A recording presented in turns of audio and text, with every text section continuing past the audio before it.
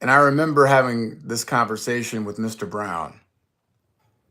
And it always struck me because when I was first spending time with the great orator, the greatest motivational speaker of our time, Mr. Les Brown, who at the age of 80 is still going strong. And I was working events with him where I would speak. He would give me like a half an hour in the morning, and then he'd give me an hour in the afternoon, and he was doing everything else. But I was really there more to serve in any way he needed me to serve. But he would always give me stage time because he wanted me to learn. And we would do these events, and they would be all day events. We'd be, the night before, we'd be in a totally different city. And he always had like people in his hotel room hanging out. He's a great storyteller. He's telling stories. And we'd be up until like 2, 3 o'clock in the morning. Then we have to leave at 6 a.m. to catch a flight to go to the next city. And we're doing these all day events. And I'm saying to myself, this dude is almost 30 years older than me, but he's got way more energy than I could ever muster. Like I couldn't wrap my head around it.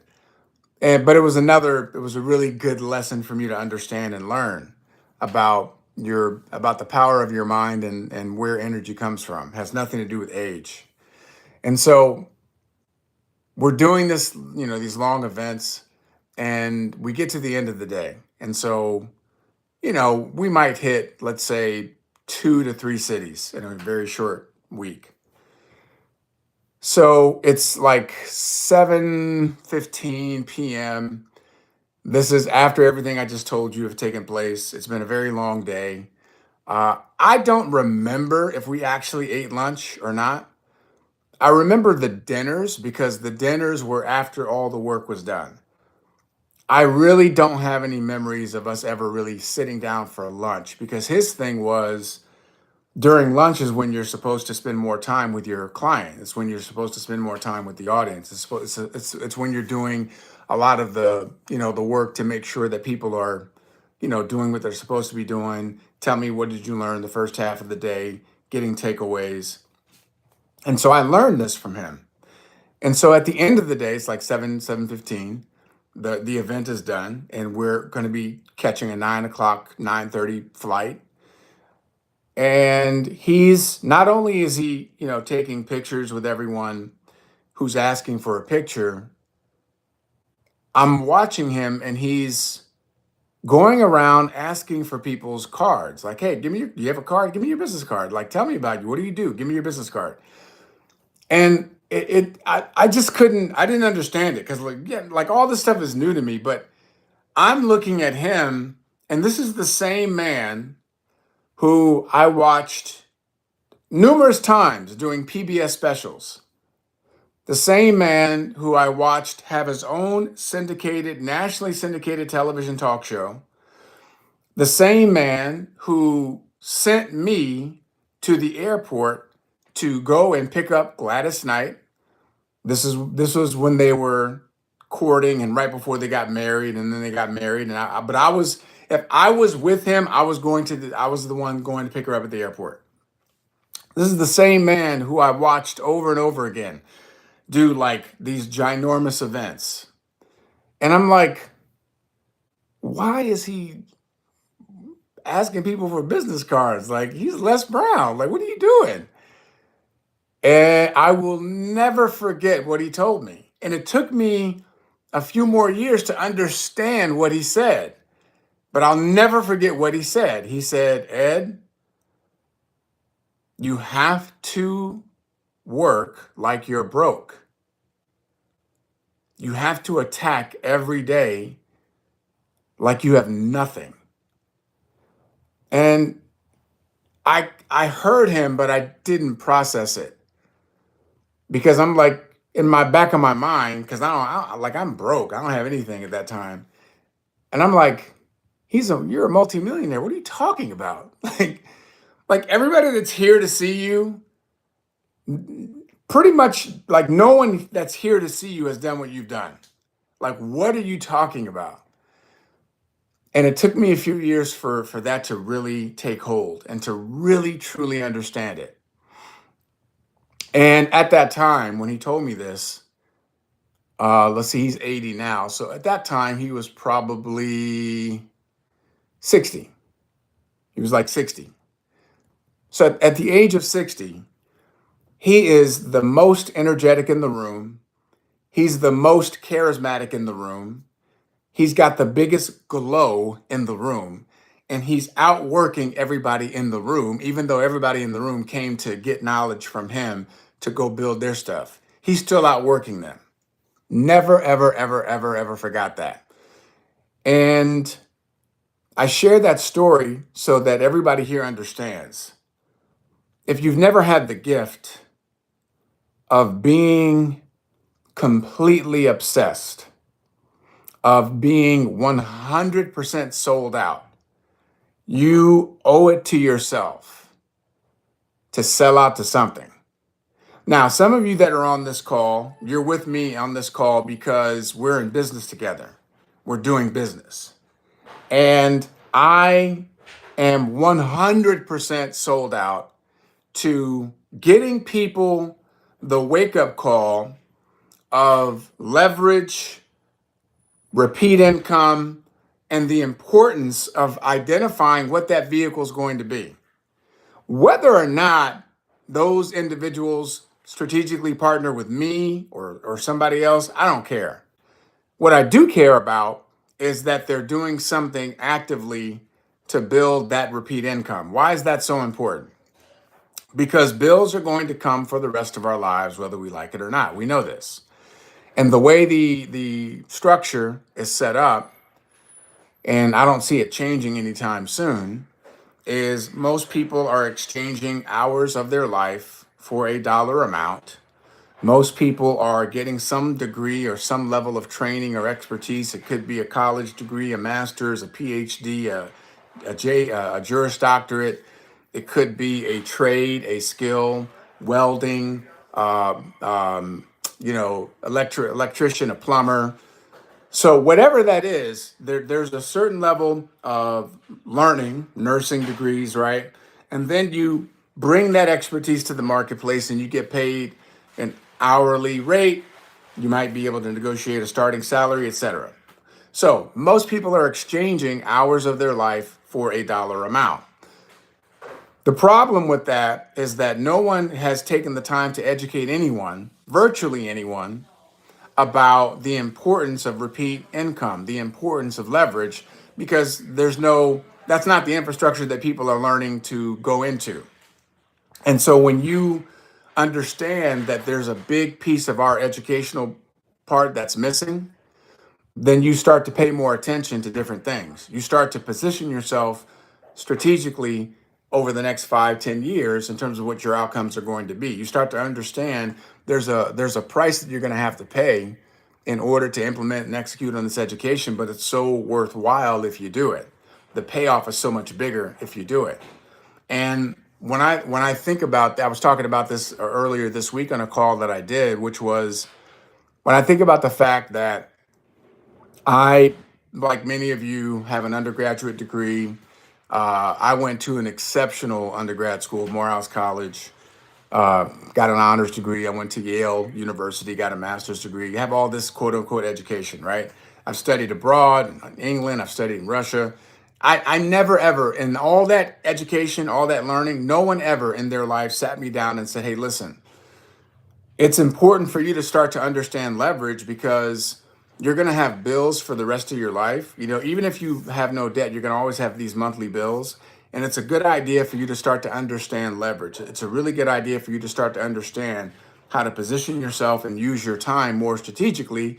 Otherwise, Ed, you're always going to be exchanging hours of your life for a dollar amount. And so my point, Ed, in giving you some foundational education so that you can really begin to understand how all of this can work in your benefit. Said no one ever had that conversation. And I'm like, why do I had these core classes. Like, didn't you all have core classes? Like, depending upon what your major was or whatever you're learning, there are core classes that you have to take, no matter what it is.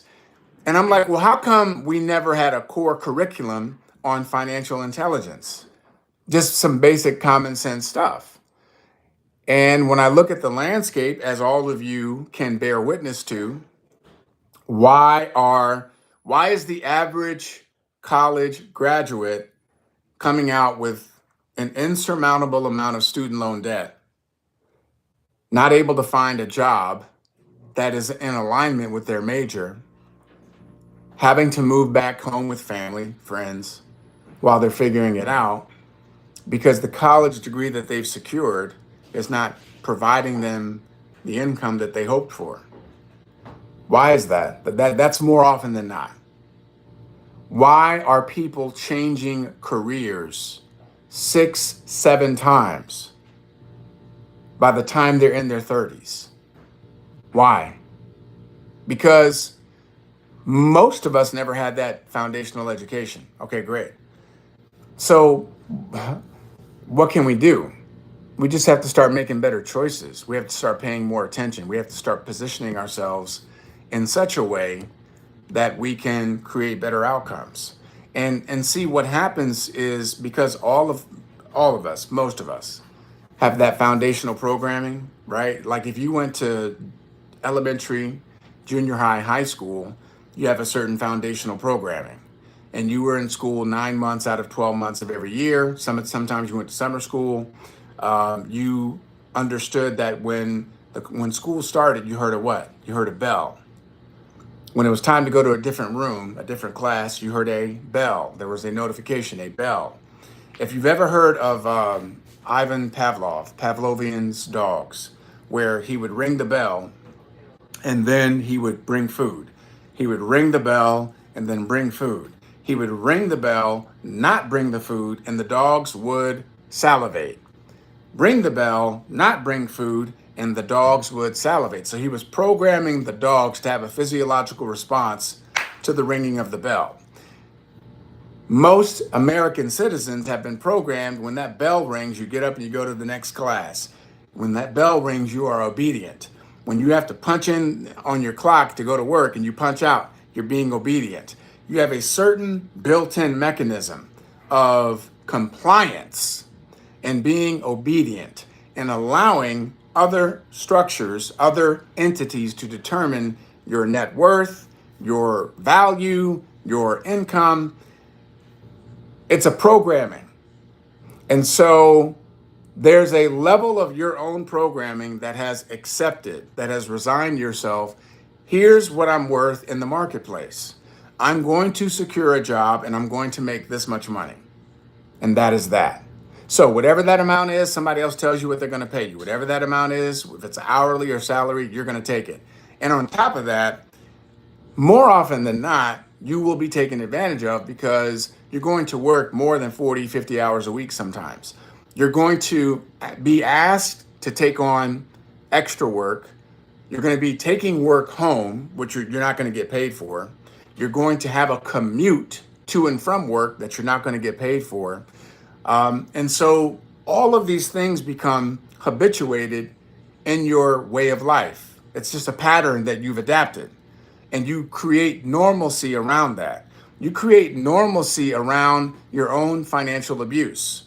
You create normalcy around being overworked and underpaid, underappreciated. Sometimes even disrespected because you want to earn more. You know that you bring more value, but the infrastructure that you are a part of will never acknowledge that.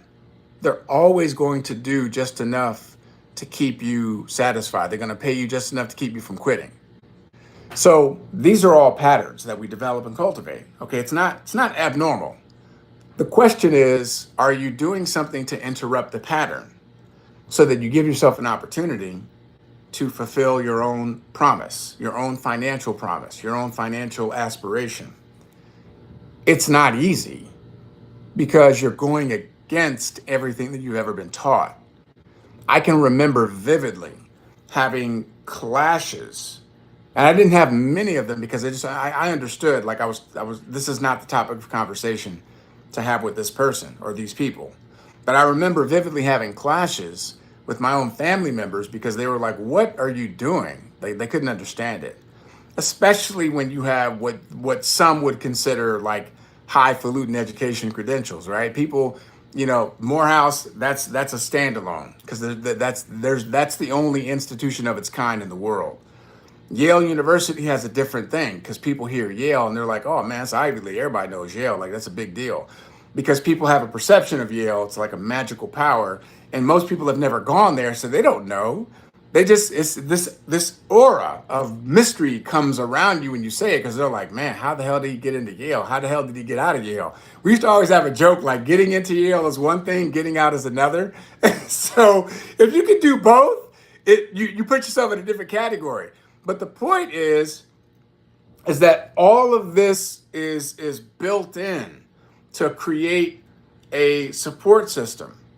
And so for any of us to go against that, for family members to say, "Well, man, you have all this education, you've done all this stuff. Like, why are you wanting to build your own business? You don't have any experience in that." Like the chances of that are so like it's just to them it seems like, "Oh, that's crazy." Are you willing to look crazy? Are you willing to be crazy? Are you willing to be a contrarian? Are you willing to walk down a path that very few are going to take?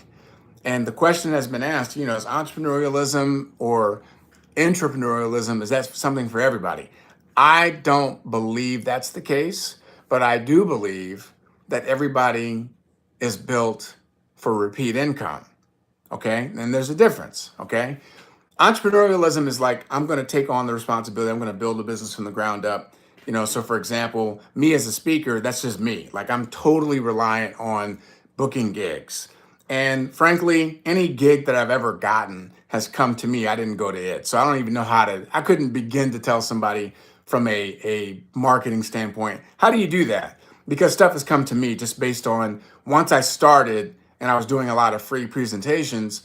Well, people started asking me to come and speak for paid presentations. That's exactly like it wasn't, there's nothing more to it than that. So I can't, I'm not the guy to come to say, how do you make yourself, attractive and people market yourself? Like, I don't know any of that stuff. I just don't.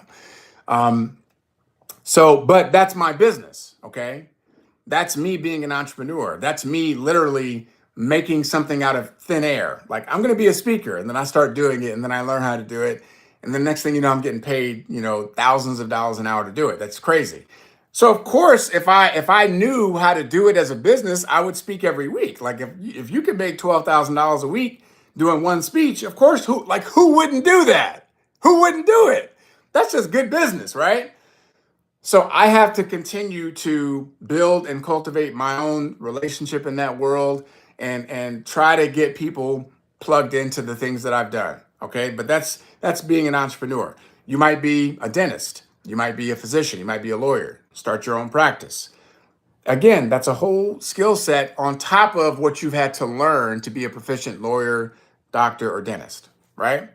That's being an entrepreneur. I take 100% of the risk. I got to, pay for whatever it is in marketing, overhead, skill set, hiring people, insurance, blah, blah, blah. Entrepreneur means I'm going to take ownership, but I'm going to use somebody else's model. I'm going to open up a McDonald's franchise. Now, disclaimer, McDonald's is not food. It's not food, okay? But I'm just giving you an example because everybody knows McDonald's. But I'm going to use McDonald's and I'm going to open up a franchise, $1.2 million for the license. I got to go to Hamburger University. That's another $65,000, $75,000. I got to buy all the materials. I got to hire people. I got to do all that stuff. So I'm taking a lot of ownership and risk, but I'm sharing the risk with the franchisee because they're going to, invest in me, and I'm going to, give them a big percentage of what I'm earning. And listen, the average owner of that franchise turns a profit usually after 5 to 7 years. They're going to turn a profit. They're going to be in the red because you take on a lot of debt. $1.2 million is a lot of debt. But you're still an entrepreneur because you're just taking a model and you're saying, I'm going to work the crap out of this model. I'm going to run that McDonald's. And listen, if you want to get a great education, it's called Beyond the Arches. It's a great book. It talks about what the successful franchise owner of McDonald's does. And they're telling stories of people who would purchase they would lease the land, open up the McDonald's, and they would deliberately find a place to live, to rent or whatever, across the street from the franchise. Because if you're going to run it and you want to be successful, you have to be there every day, or you have to be able to respond quickly. So these people were living where they could look out the window and they could look into the restaurant. Because what? They were 100% sold out to being successful. People don't know. A lot of people open McDonald's franchises and they're not successful because they're trying to cut corners. They think, oh, it's McDonald's, it's just going to be successful because of McDonald's. No, it doesn't work that way. No matter what you're doing, you have to put your heart, your soul, and your spirit into it. But that's an entrepreneur. Okay, so it could be Dunkin' Donuts, Kentucky Fried Chicken, Baskin Robbins, whatever. I remember having a conversation with one of my childhood friends. He said, E, I'm looking at Fast Signs. You all ever heard of Fast Signs? It's a print shop. Okay, so it's a franchise print shop. So we're running the paperwork. It's $300,000. That's the investment. When you go through the manual, they tell you, do not expect to be profitable in your first 3 years. Just don't. Expect to get your money and recoup your investment by year 4 or 5. After talking to 40 independent franchise owners of Fast Signs, my boy was like, they're telling me it's usually 6 to 7 years before they're profitable. That's their real time experience, year 6, 7. Okay, great. So you're telling me it's $200,000 to get this thing up and running.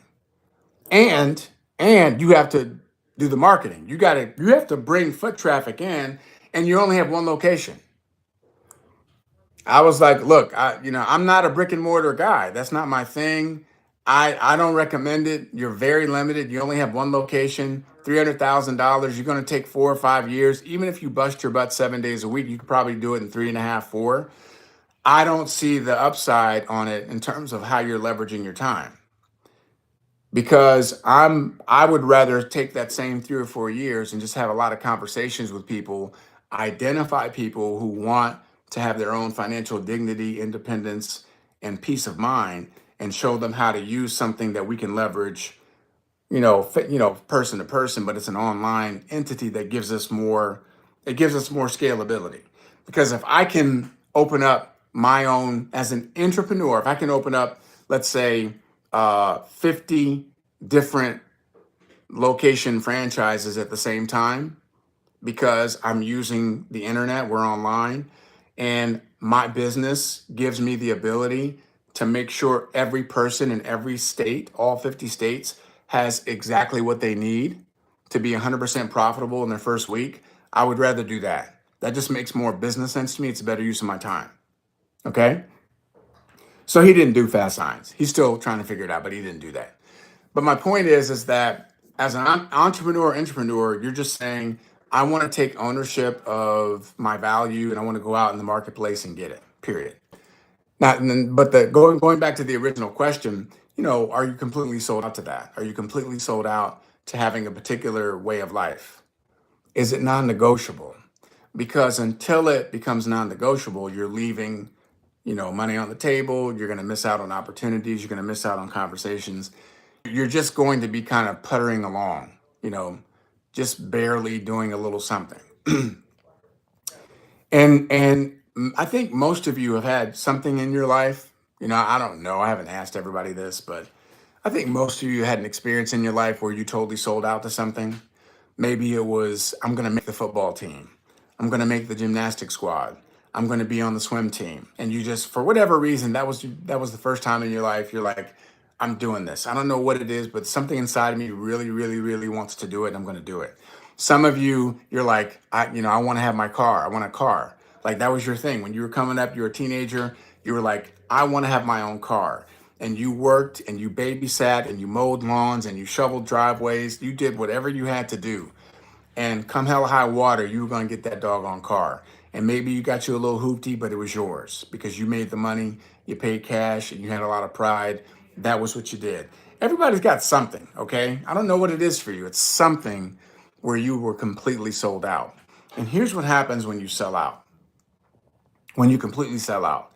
And you guys know this, right? You know this instinctually, but there's usually like a fear. People have a fear of completely selling out because what if you completely sell out and it doesn't work? That's how you talk to yourself. You're like, you get scared. What if I like go all out and I suck? Great, right?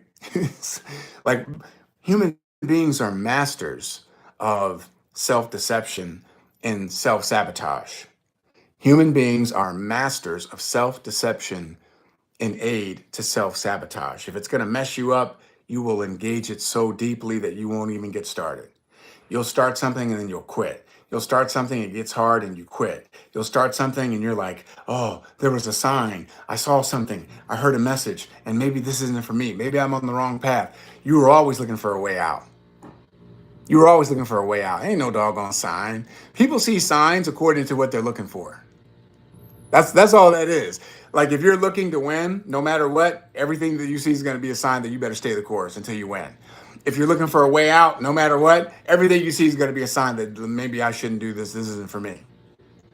But when you have sold out, when you do, here's what happens. So imagine being in a state where the majority of people around you are telling you that your vision is insane.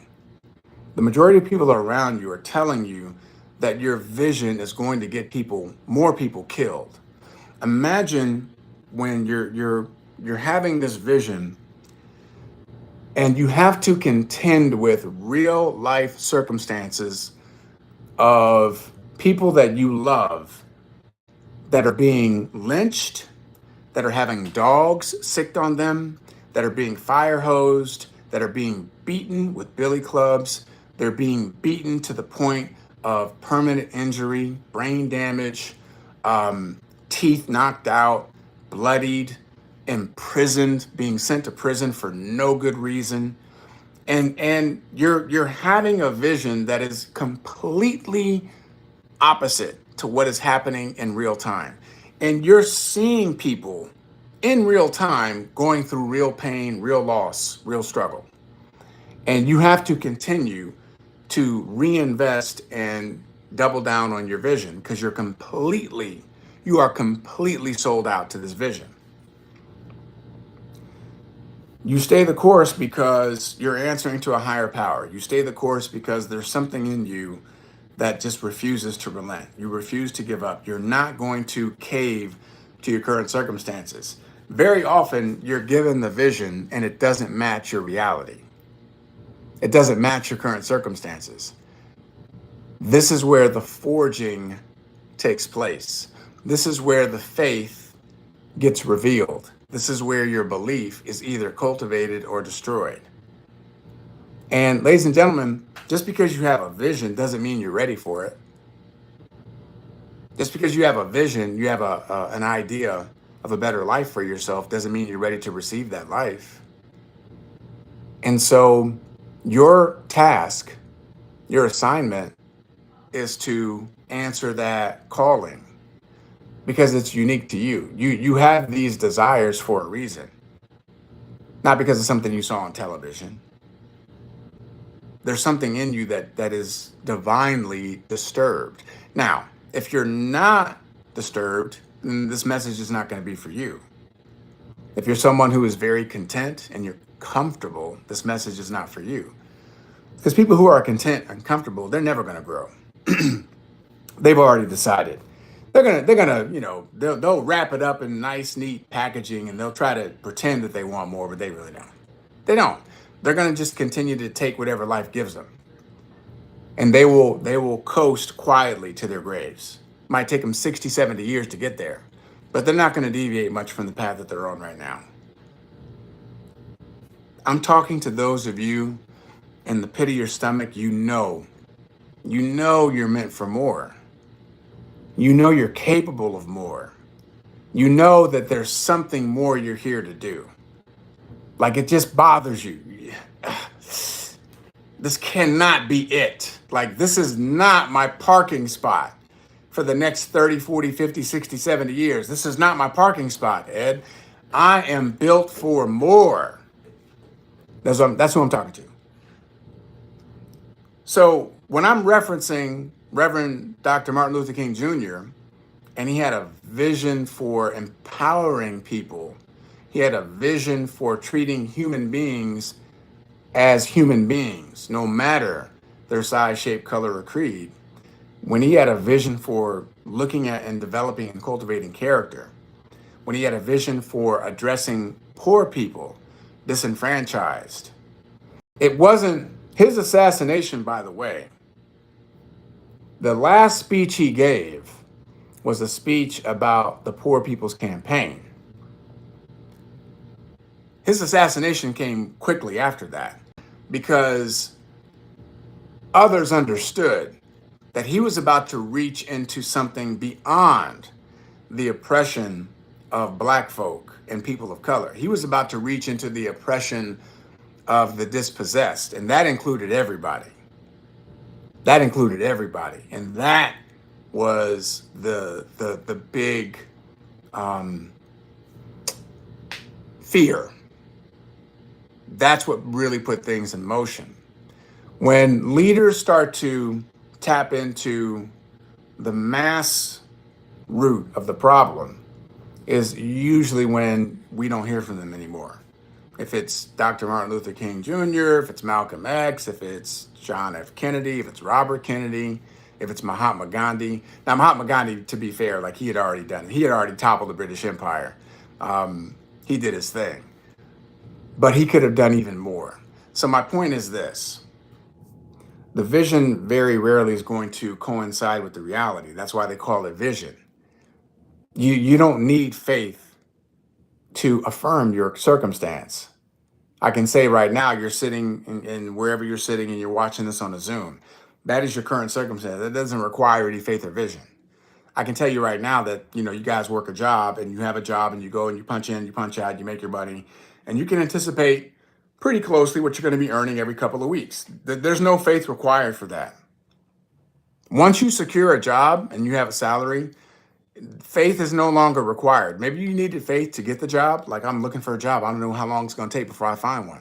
Yeah, I get that. Once you have it, the degree of spirituality, faith, and vision that's required is very limited. That's why the path of entrepreneurialism and entrepreneurialism is very different. It requires and calls upon a different set of skills. It requires you to have a vision, it requires you to have faith, it requires you to have belief, and you have to work and work and work and not necessarily see those results right away. See, in a job, you get hired, you start working, you get a paycheck 2 weeks later. Even if you're brand new, right? You're on probation, you still get the paycheck. You're learning, you're learning, you're learning. You have mentorship, you're learning the job, you're learning the skills. It might take you 6 months, a year to kind of get your feet underneath you, but you're still getting a paycheck.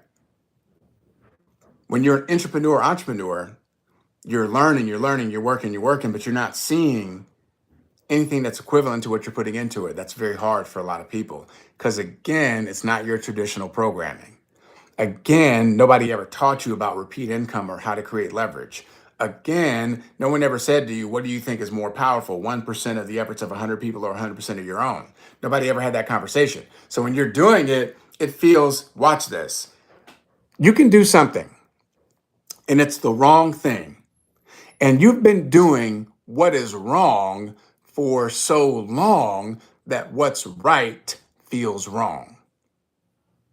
You can do what's wrong for so long that what's right will now feel wrong. So everything in you is like, man, I'm putting in all this work, but I'm not seeing a whole lot of return. I'm putting in all this work, I'm not seeing a whole lot of return. The McDonald's franchisee that I told you about earlier, now remember, they're not going to turn a profit on average between at least for 5, 6, 7 years. But think about this. They're operating in the red because they're $1 million in debt. But they don't look at it that way. You know why? Because they're getting revenue every couple of weeks because, right, customers are coming in. It's McDonald's, right? You got to market, but somebody's going to come in and buy, whatever, a Big Mac. Not food, not food. Big Mac, French fries, chicken nuggets. It's not really chicken. And then and they're going to pay. So because they're getting money and they're exchanging food and like it's operating. Oh, we're open. People are coming in. They're buying. They're not thinking about the fact that they're going to be in the red for the next 3, 4, 5, 6 years. They ain't thinking about that. They're like, hey, I'm getting money because it doesn't require real like any more belief because you're already up and running. So as an entrepreneur, you're building your business like we're building our business. We talk to people. They decide to partner with us, and we make money when that happens, right? And we get paid every month. We talk to more people. We bring on more people. We get paid more money. We give ourselves these raises every month, every month. But it takes time. And so, but we understood because we were students. If you're a perpetual student, you'll be fine. If you're willing to learn, you'll be fine. If you're understanding how the importance of modeling, when I say modeling, that means identifying other people in your lane who have already earned at least seven, maybe multiple seven, eight, sometimes nine figures in your lane. And you have conversation, you find out what did you do to get to where you are. I can model that. So then I'm not panicking. See, any new endeavor, if I come to you and I say, listen, I'm going to show you how to earn repeat income so that you do something and you do it the right way and you do it one time, but you get paid every month hereafter. So in our business, we did it the right way. It took us a long time to figure this out, like how to put everything together. It didn't happen for us overnight. Let me make that clear. Once we figured it out, we do something one time, and guess what? We get paid every single month. So there are myriad of people that we could introduce you to that we have done business with, and because we did it the right way the first time, we get paid every month. Every month, whether we're doing anything with those people, whether we talk to those people or not, we get paid every single month. That's called like intelligent business. That's called leverage. That's called building repeat income. So understanding that you're going to have some internal struggle because you've been programmed one way, but now you're doing something totally different. You can continue on this program of exchanging hours of your life for a dollar amount. And you can also learn a new skill where you're building leverage. You can learn a new skill where you build a repeat income.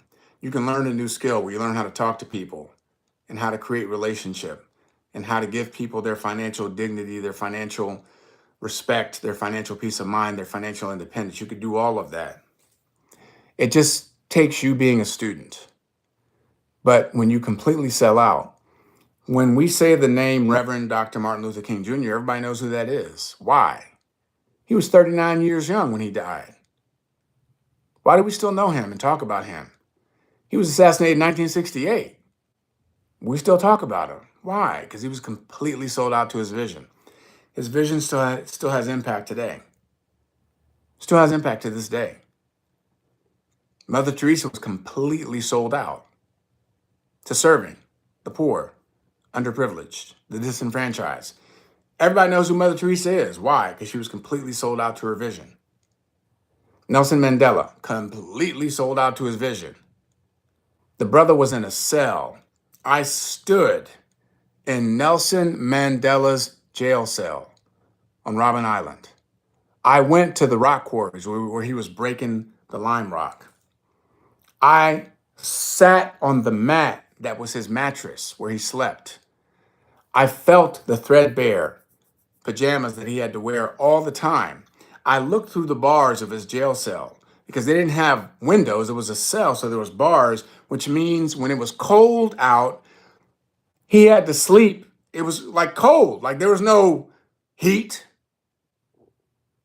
I saw the menu of what they ate. It was basically porridge every day for breakfast and potatoes for lunch and dinner with very little variation. And in the midst of being held captive for 26 years and some change, he spent time in a different prison before he went to Robben Island. In spite of all of that, he held fast and completely sold out to his vision. Completely sold out to his vision. No one would have faulted him for surrendering, for giving up on his vision, for giving up on his dream, for getting comfortable in that jail cell, for being bitter and angry against his oppressors and his jailers. But because he completely sold out to his vision, not only did he go from prisoner to president, he literally created the Truth and Reconciliation Committee where he forgave his oppressors and he taught his followers, we're not going to do to them what they did to us. We're going to give them grace, even though they still hate us, even though certain people would love for all of us to be wiped off the face of the earth. We're not going to go down that path because I'm the most powerful person in this country right now, and I'm going to lead by example.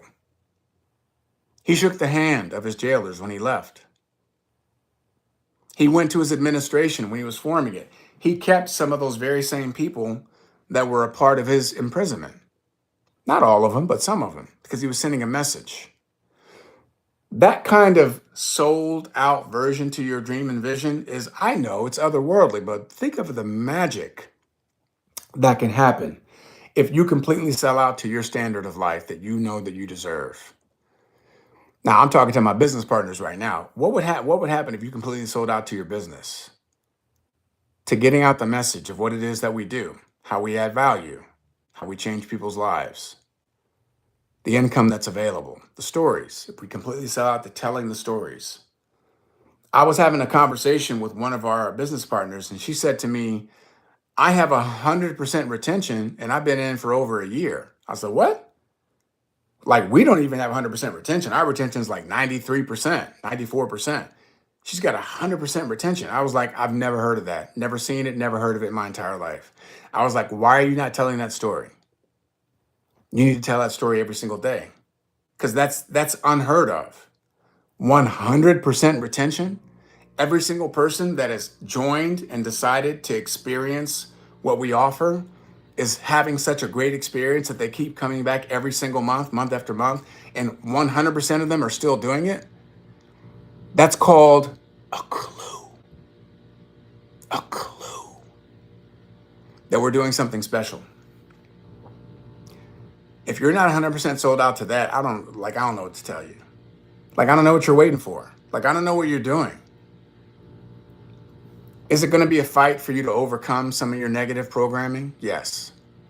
Is it going to be a fight for you to overcome some low self-esteem, low self-worth, low self-image? 100%. Is it hard sometimes when your current situation is still not matching up to your vision? That's why they call it vision.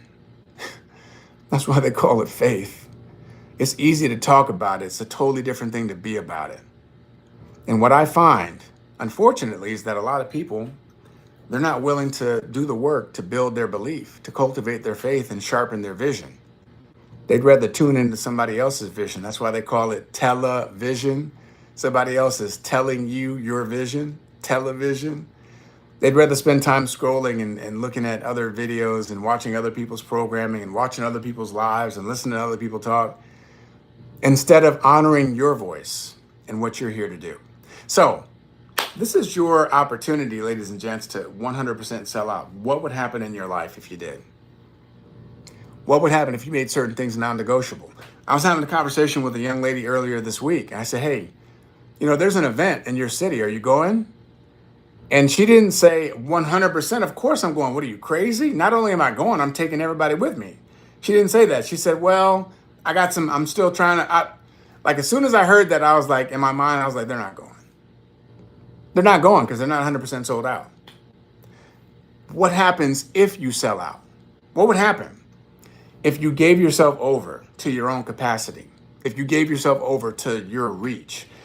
Understand this. The reason I'm talking to you is because there are literally thousands of people that can hear your message, that can hear your words, that can be impacted when you 100% sell out. And I know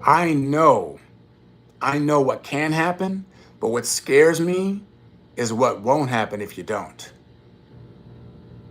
That's a huge motivating factor for me personally, is when I imagine the thousands of lives that will never be touched never be changed, never be transformed because you didn't sell out 100% on your goals and your dreams. You didn't give yourself that opportunity. And I'll make a deal with you. Just do it for like 3 years. Like just sell out for 3 years.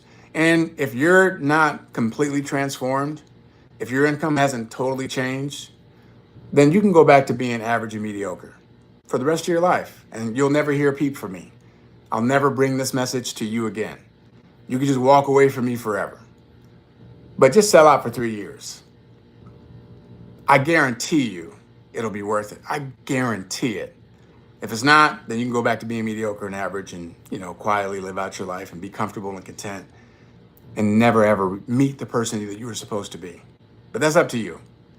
So I want to open it up right now. By the way, if you got some value out of this message, this was an impromptu message for those of you here on YouTube. Like and subscribe. Go ahead and pass this message on because it's a blessing.